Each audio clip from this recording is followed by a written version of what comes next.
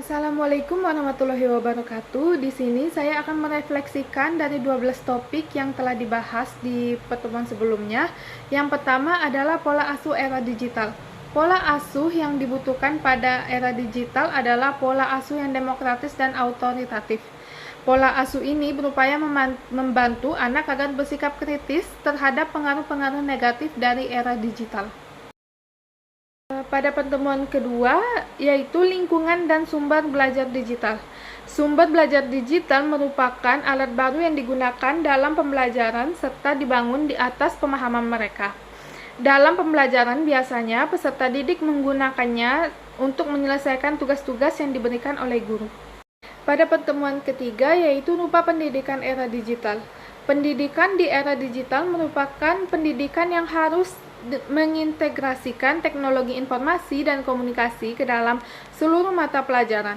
Dengan berkembangnya pendidikan era digital, maka kemungkinan siswa mendapatkan pengetahuan yang berlimpah ruah serta cepat dan mudah. Selanjutnya adalah fenomena digitalisasi dalam pendidikan. Program digitalisasi sekolah merupakan terobosan baru yang memanfaatkan perkembangan teknologi informasi dan komunikasi atau TIK untuk mempermudah proses belajar mengajar. Guru dan siswa semakin mudah mengakses bahan ajar. Guru, siswa, kepala sekolah, dan unsur pendidikan juga bisa mengaksesnya. Selanjutnya ada perbedaan inteligensi, gaya belajar dan berpikir peserta didik era digital.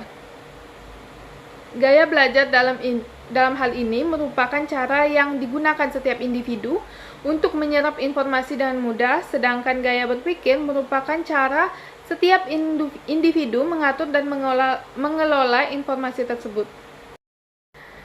Selanjutnya ada dampak psikologis era digital terhadap perilaku manusia. Dampak positif teknologi digital antara lain mempercepat komunikasi dan mempermudah pekerjaan. Sedangkan dampak negatifnya antara lain menumbuhkan individualisme, fitnah, dan sikap antisosial terhadap mahasiswa. Selanjutnya ada dampak psikologi COVID-19 terhadap kesehatan mental masyarakat. Penggunaan telepon genggam dan internet yang meningkat selama pandemi COVID-19 ini, di mana penggunaan yang berlebihan kepada anak-anak dan remaja dinyatakan berkaitan dengan meningkatnya depresi. Selain penggunaan internet, kurangnya aktivitas fisik yang dilakukan dapat meningkatkan depresi dan kecemasan.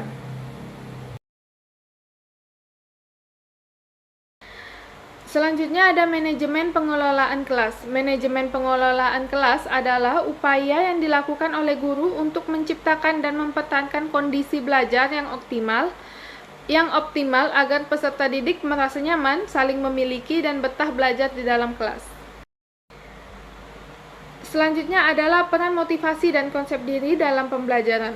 Motivasi sangat penting artinya dalam kegiatan belajar, sebab adanya motivasi pendorong semangat belajar dan sebaliknya, kurang adanya motivasi akan melemahkan semangat belajar peserta didik.